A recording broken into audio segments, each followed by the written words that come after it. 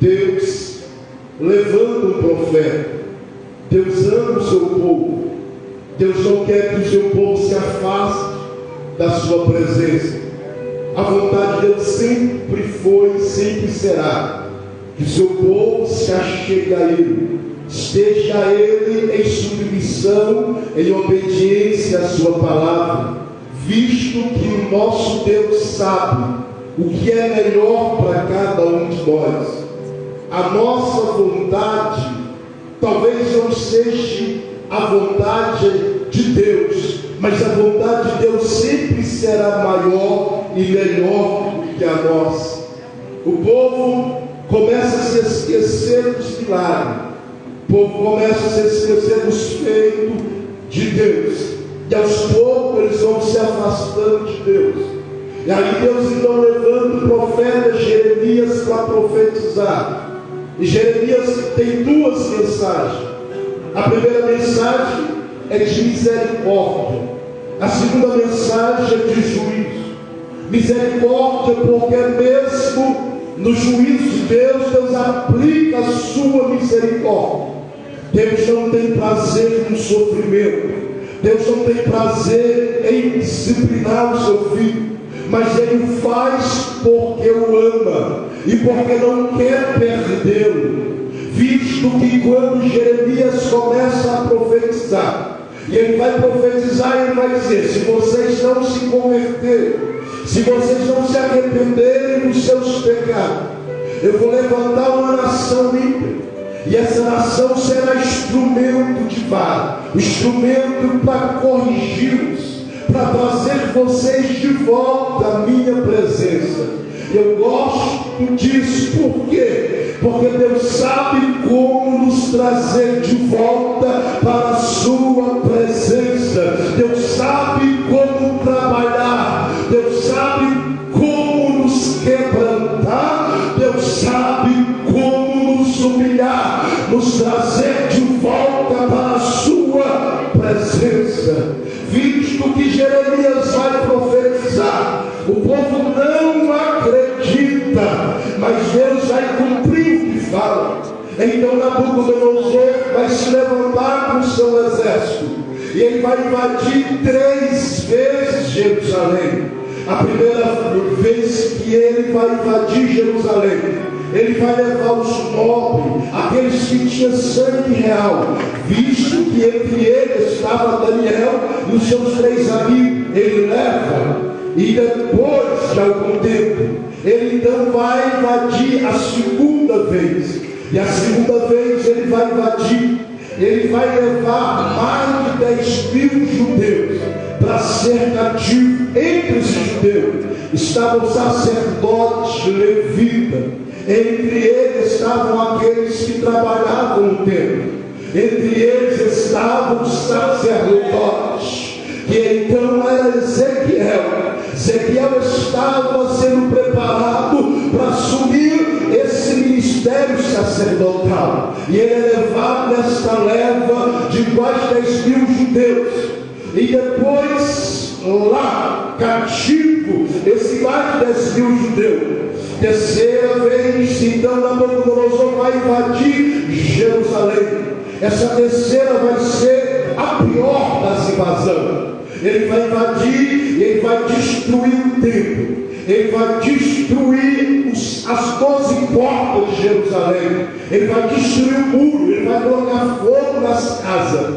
E o interessante é que nessa destruição alguns judeus morrem, e pensando que o texto vai dizer, Jeremias não é levado, Jeremias fica em Jerusalém como aqueles que sobraram. Quem sobra? Sobra os mais pobres, sobra aqueles que não tinham muita importância, que não tinham muito valor para Nabucodonosor.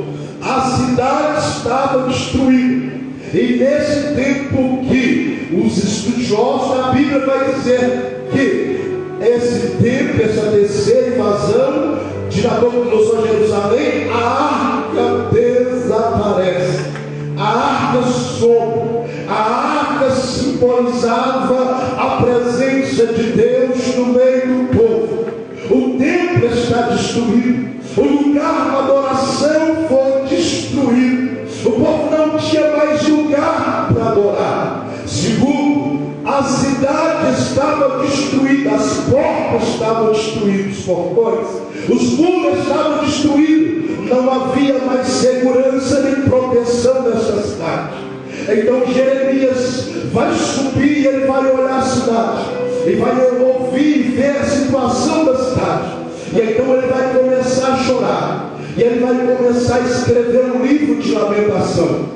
Livro de lamentação, porque ele está lamentando a situação em que o povo se encontra. E aí ele vai dizer que para que o povo coloque a boca no pó, porque assim talvez haja esperança.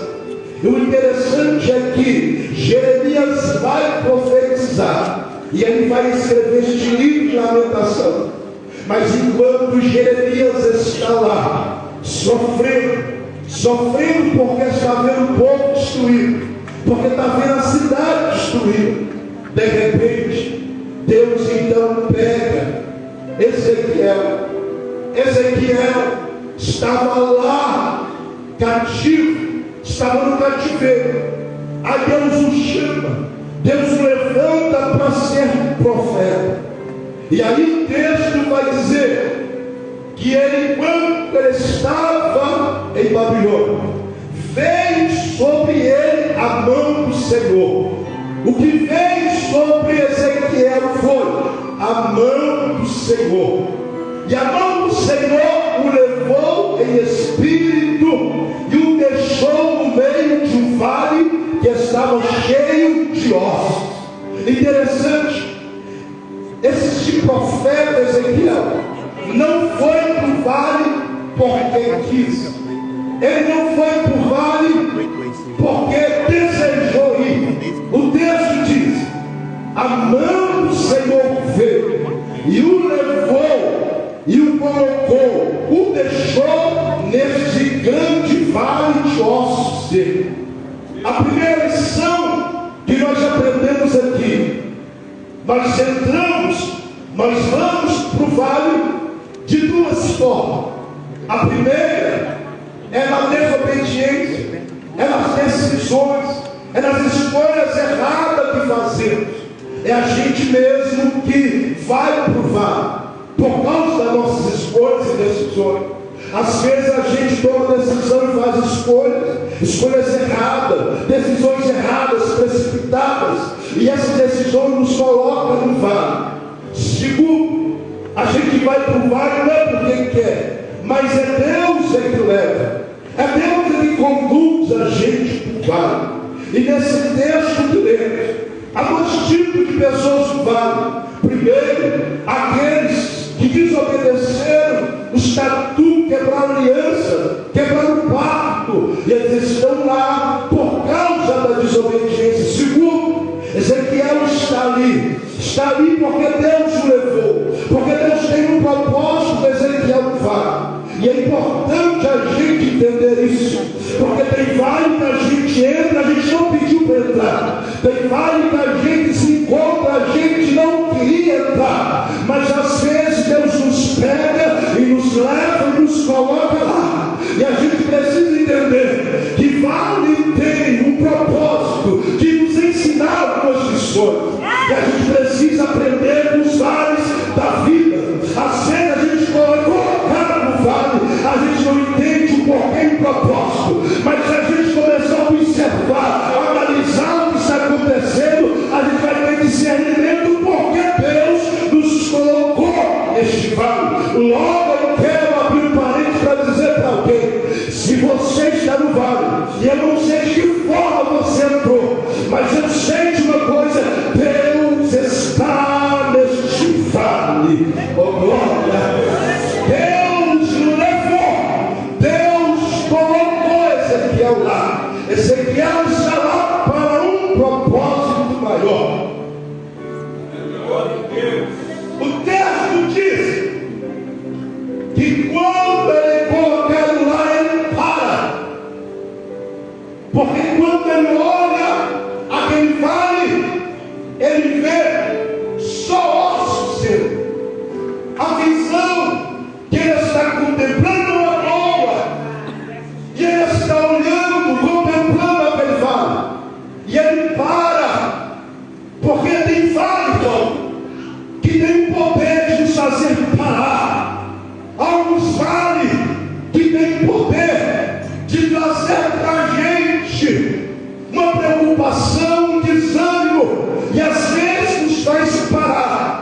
Mas o interessante no texto é que a mesma mão que levou, que colocou, que deixou lá, é a mesma mão que vai fazer ele andar.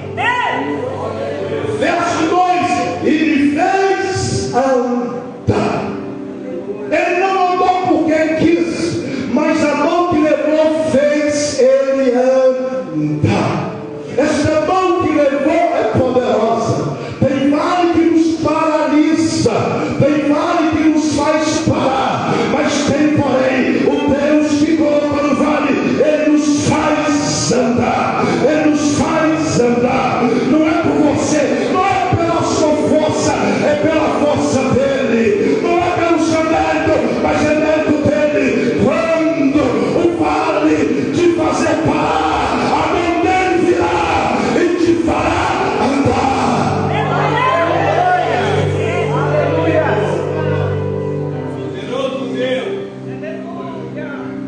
Deus vai fazer você andar no vale. Este vale não vai te paralisar. Deus não te colocou neste vale para te humilhar, te matar, te envergonhar. Deus te colocou neste vale para te honrar. Deus te colocou neste vale para você ser instrumento dele. Aleluia. O texto diz: ele me fez andar. E quando ele começa a andar, o texto vai dizer que ele começa a andar ao redor dos ossos. E era numeroso. E estava na superfície. E ele começa a observar e ele vê que está sequíssimo. Ele começa a andar. E à medida que ele vai andando, ele vai vendo. E ele vai vendo que os ossos não estão apenas secos, mas eles estão sequíssimos. E eles não estão enterrados, eles estão na superfície. Meu Deus!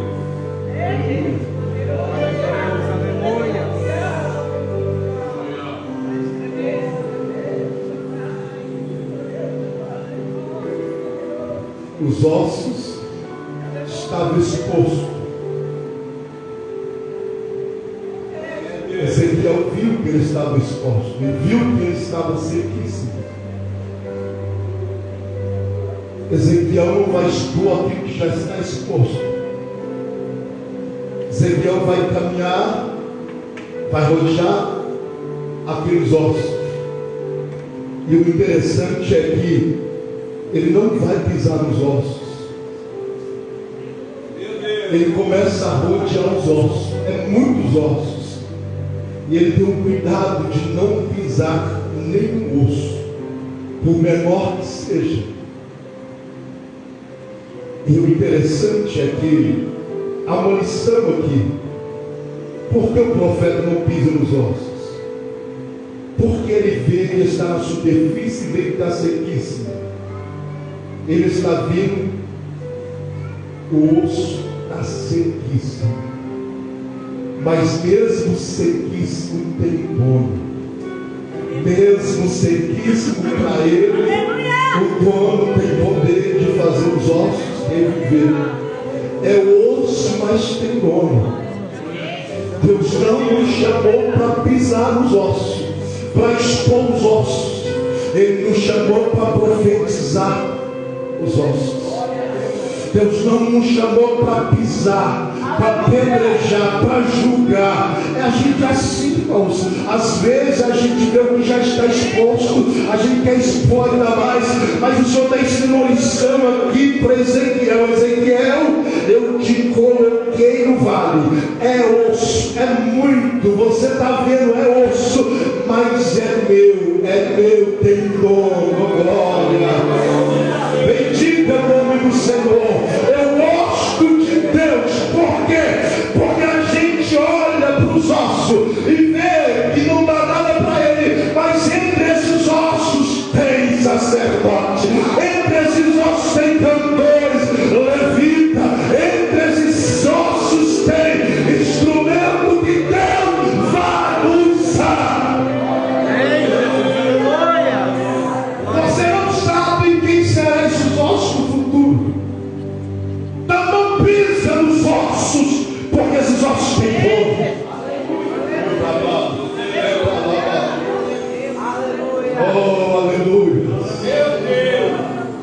gente precisa entender a nossa posição, o nosso posicionamento. Deus nos colocou no vale, e neste vale tem osso seco, mas esses ossos têm um dono. O Senhor vai falar 3 vezes: é povo meu, é povo meu, é povo meu, é povo meu. É de Deus, irmão, não é meu, é de Deus.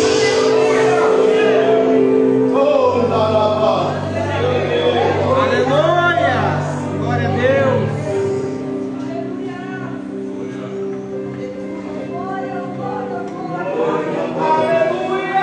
Sinto a presença dele aqui falando conosco.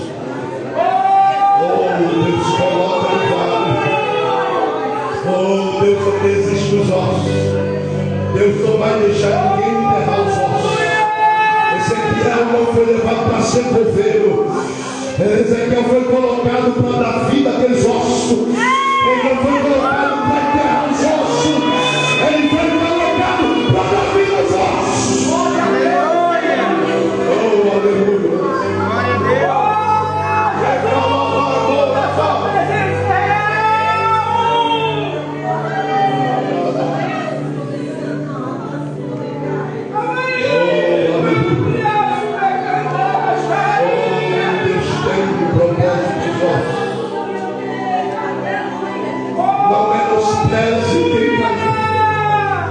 Não menospreze aquilo que está agora posto. É, Deus, aleluia. Mas Deus tem promessas sobre eles. Deus vai corrigir, vai disciplinar. Mas a misericórdia dele está sobre esses ossos. Ele não vai deixar ninguém enterrar os ossos.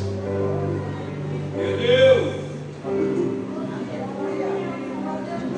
Deus não vai dizer. Então Deus pergunta: pode esses ossos reviver? A pergunta de Deus para Ezequiel é: Ezequiel, esses ossos podem reviver? Meu Deus. Ezequiel olha para si mesmo, para a sua limitação. Ele sabe que é profeta, mas ele entende que quem faz é Deus, quem opera é Deus, quem faz é Deus, é Deus. E a resposta de Ezequiel é: tu o sabes. Ele transfere a responsabilidade, porque ele entende na sua limitação humana que eu não posso, para mim é impossível acontecer, mas tem uma coisa: tu sabes.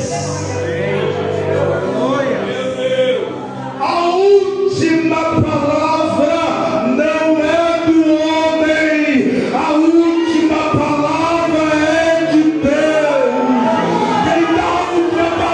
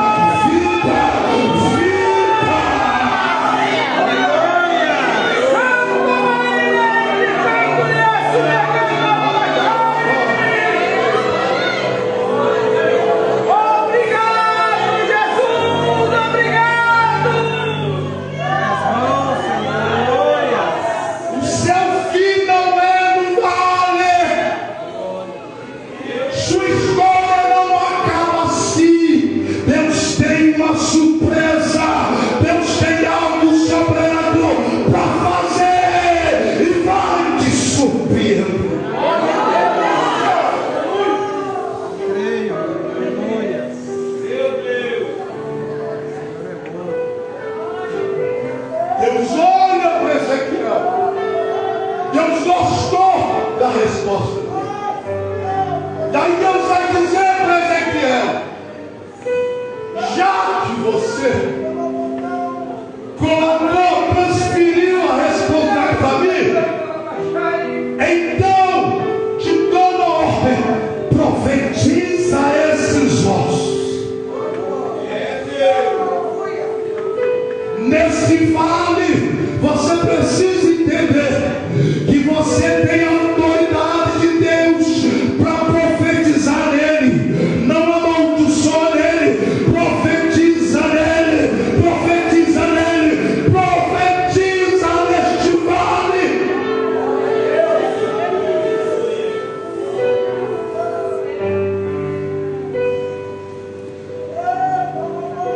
Profetizar o quê?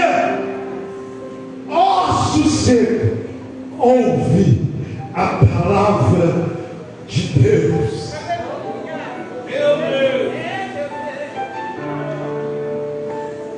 O maior instrumento de avivamento é a palavra. Aleluia. Glória a Deus.